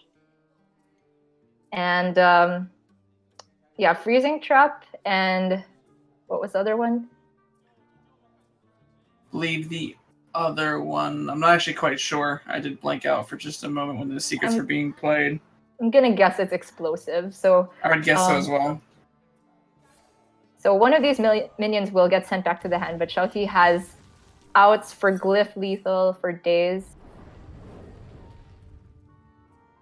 Oh, never mind. With the ordering, both of them are unable to attack because... that's actually really smart. Yeah, the ordering was great from Kolento there. Unfortunately, what's not great for Kolento is this Alunith that Jouty has just played, and that is too much damage. I think Kolento is going to need some kind of lifesteal minion here. Not it. You can draw whatever second copy of your secret, which is hardly any. But in this case, of course, you just take the cheapest minion. Maybe he gets that Blood Worm, is it called? That doesn't have a rush, though. I mean, the most I can see is it would have had to have been Life Drinker plus Vicious Scalehead or something like that. I think the Vicious Scalehead is the take. The question is that enough? I mean, he might have to risk playing it on board now because Shouty could very much play mini game, and so Kolento needs to stick it and maybe get the lifesteal off a natural attack. That's a big risk to take, but I think you're exactly right. I think he has to go. So most of the time, there should be some form of Shouty. Currently 1 off with the Anomaly, Frostbolt, and Ping. There's still a Fireball left in the deck. Any form of Cinder Storm or Arcane Missiles, most of the time will... Actually, it should, because of the Shooting Star. The mana isn't there if he gets Cinder Storm, though. I feel like I might have preferred to see the Glyph there just because of the way the mana works out. I think with a Glyph here, you can AI first. Still Glyph on the follow-up, just to try and see if you get any kind of burn, because any kind of burn will still be lethal. Oh, glyph number 2. You could also take the Molten Reflection and set up for the next turn, going Cosmic, Molten, and then Frostbolt. Ooh, the Rat Trap finally comes out. It's going to make the missiles a little bit more awkward. Yeah. I don't know. Well, Cinderstorm is, of course, burn. But if you were expecting something like Rat Trap, it's essentially negating the burn because of the health it puts on board. So actually going for maybe the Cosmic and Molten Reflection would have made your Shooting Star into a little Flame Strike even more powerful. Yeah, I don't think Jetty's too worried about the Rat Trap right now. I think he's just trying to find those final burn spells in order to end this game as quickly as possible. Yeah, without a second lifesteal, this should just be it, right? With the Cosmic and double Frostbolt, that's 10 damage. I believe so. You found the Beetle, but it doesn't have an immediate activator. Can't even Flanking Strike it because it has the buff from the other minion. Oh, does it have Rush? It does. Oh, okay. So he'll go to 12, and Shouty is again 1 off, but that's with Ping. But if he lands even just one of the Cinderstorms to face... Oh, wait, that should be... So that's +3 on each Frostbolt. I believe so. That's...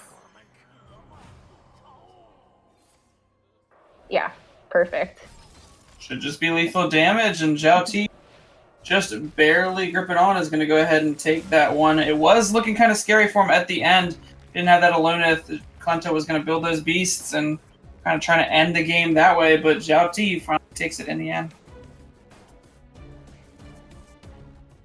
And that was the deck that we've been saying, even with Tice, looks like it might have struggled a bit, but the Tempo Mage has been able to against these supposedly unfavored matchups against Hunter, but the common denominator is that they both had Aloneth as soon as they wanted it.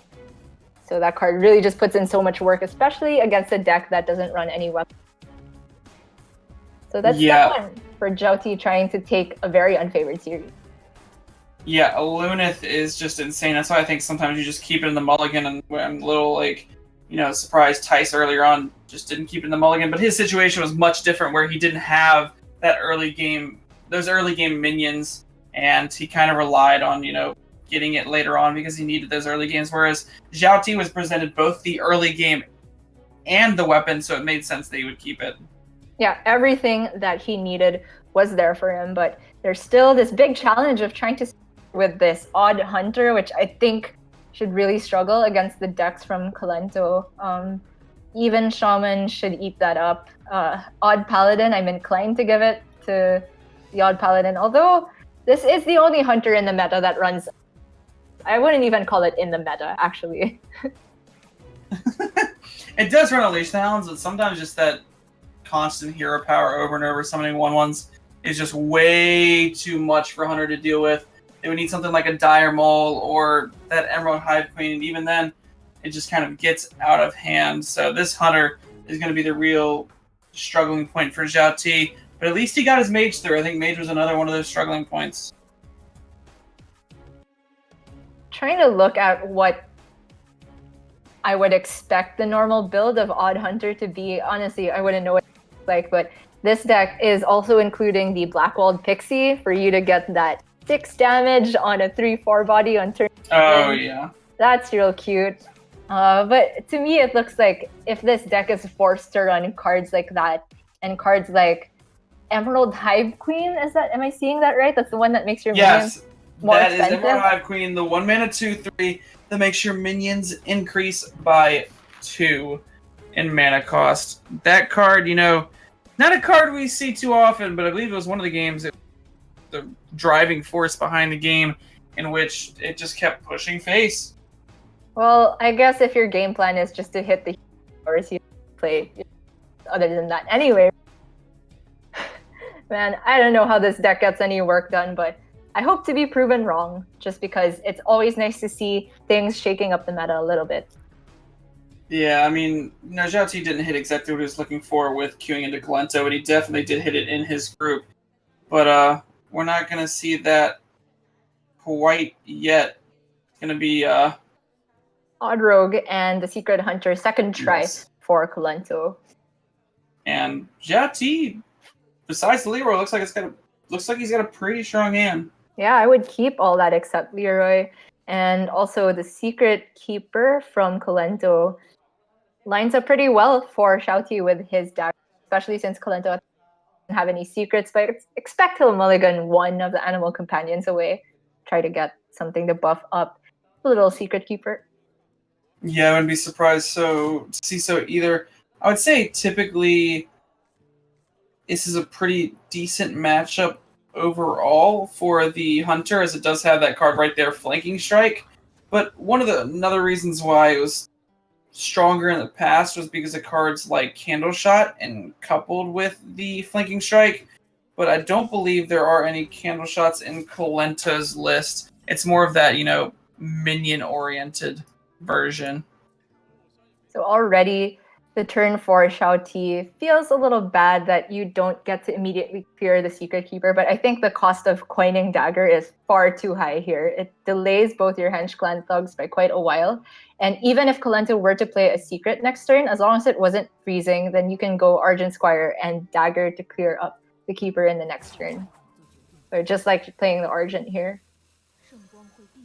Yeah, I really do like the Argent. Maybe if you didn't have a 1-drop, there would be some merit for coining out that hero power, as you wouldn't have the strongest way of dealing with this Secret Keeper. But definitely need to save that coin for, a potential Edwin play later on. And Kalento just going to go ahead and draw the second one and tempo it out. Yeah. Funny enough, this works out really nice for Zhao Ti. He wanted to Dagger. And of course, Kalento would respect the Divine Shield in case of something like Blood Knight, but now Shao Ti gets to clear both the minions and set up for Hench Clans aplenty, possibly even a big Van Cleef of Firefly, and he still has the coin. Yeah, Zhao Ti is looking like he's in a pretty strong position. This Leok obviously, was not the best roll, but at least it wasn't something like a Huffer that would immediately get killed by the dagger Zhao Ti has up currently. Wouldn't be surprised to see potentially Hench Clan thugs swing the dagger face. Don't think there's any merit for going wide quite yet. And if you go for that, even if Kalento were to have something like Flanking Strike, would have to commit that onto the minion and then trade the Leok off as well. I think the fear here is Houndmaster for Shao Ti.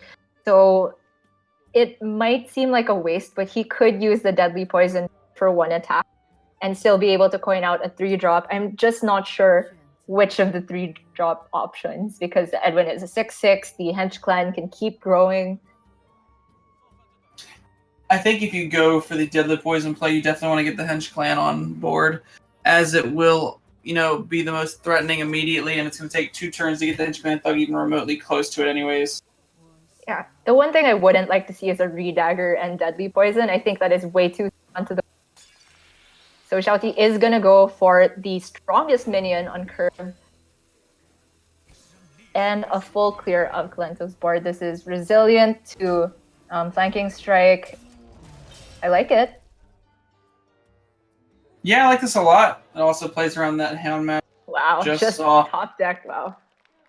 I mean, it was great recognition from Zhao Ti, understanding that he needed to play around the Houndmaster, or things could have gotten a little dicey.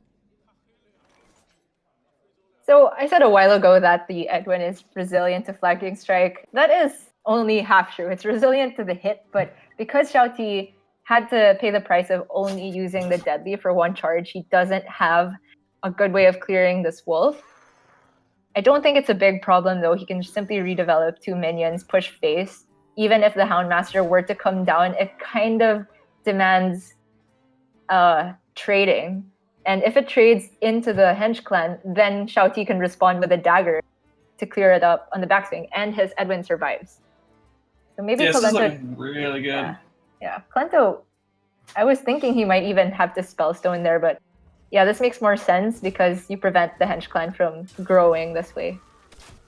Yeah, he really needed to prevent the Hench Clan Thug from just getting too out of control. We can see that Zhao Ti, second Hench Clan Thug, I wouldn't be surprised to see him just play that dagger up, hit him in the face, because Kalento is getting pretty low on life. He's still at, 21, but he's going to be going to 18 pretty soon, and eventually with the Fungal Mancer, that's game over. Very true indeed. Even if Kalento were to draw a secret, he doesn't have the mana to play both it and the buff Spellstone this turn. And any secret here is not that effective on its own, because the Freezing Trap, Shouty has this Dire Mold to deal with it, and if Kalento wanted to remove it, he'd have to give up his last dagger charge. So makes sense to just go for the Subject 9 and give himself more options for the next turn. Yeah, Subject 9 was a blessing in disguise, as it does allow Kalento to upgrade this Spellstone while being... Oh, that was probably the best draw on the deck. I like the idea of it. I am in love with the idea of it. Why not? Deckhand, Fungal Mancer, go. So the deckhand will do 4 damage. You have 6 with the dagger, and then 7 plus 7 with this Hench Clan Thug. So that is just gonna mean Shouty is putting Kalento down to 4 health. And I think if there's anything that... Yeah, I'm trying to think if there's anything. So, does find that... Okay, so he can isolate the Hench Clan Thug and then play Freezing Trap. So he kill commands the deckhand, value trade into the fungal, you play Freezing, you also have 2 more mana to play another secret. Could potentially get that Wandering Monster down, as the dagger would not be able to swing face that turn. Yeah. Or I believe it actually would if you do the Hench Clan Thug in first.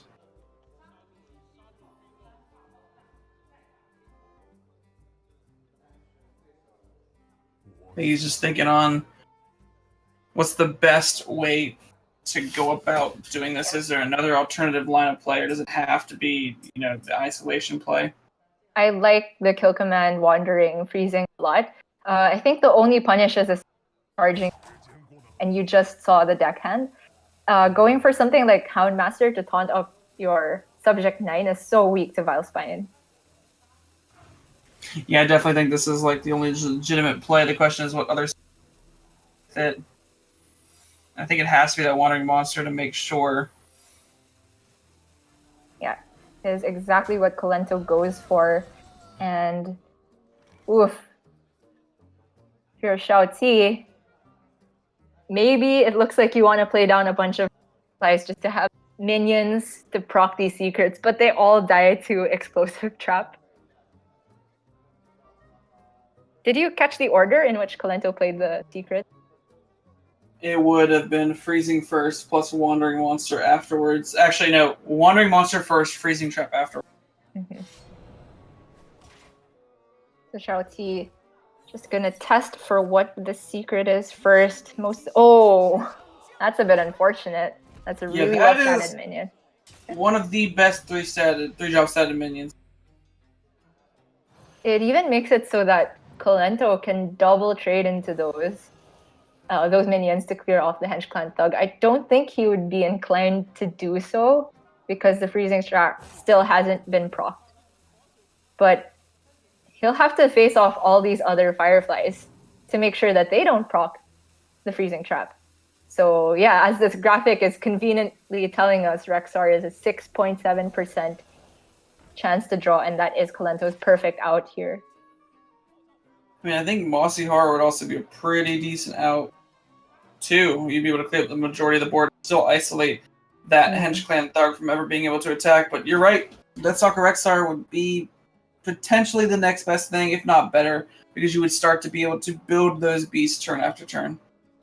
So Kalento can once again isolate the Hench Clan, but it comes at a very hefty price. You would invest Kill Command, Eagle Horn Bow, and the Hero Power. If he wants to go for an Explosive Trap play, which I prefer, he can go Kill Command on the Hench Clan, trade in 1 minion, set up your Explosive, and at least use the other minion to go face. With that play, he can also fit in the Eagle Horn Bow. It's weak to some other kind of buff, though, but he's seen 1 Fungal Mancer.